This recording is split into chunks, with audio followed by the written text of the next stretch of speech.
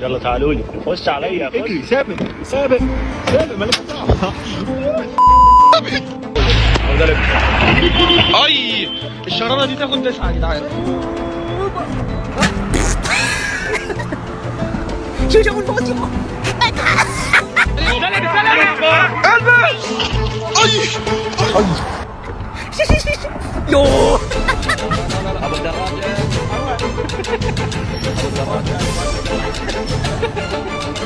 صلي على رسول الله. هي يوه جول. يرحمكم الله. هذا هو الوجع، هذا هو. لبس استبلتي.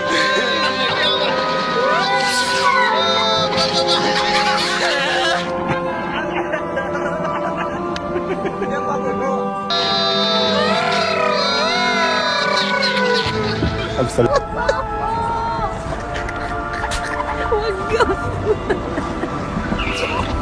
لا أبو الفجور ثلاث انت بال20,000.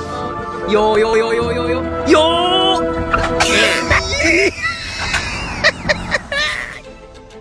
يعطيك العافية. لا لا لا لا لا لا لا لا لا. حول ولا قوة إلا بالله.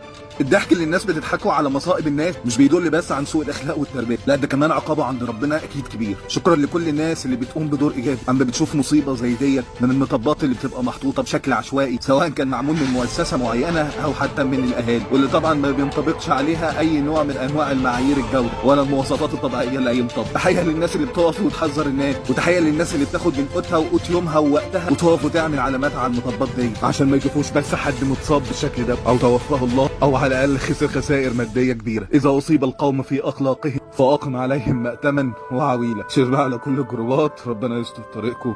سلام.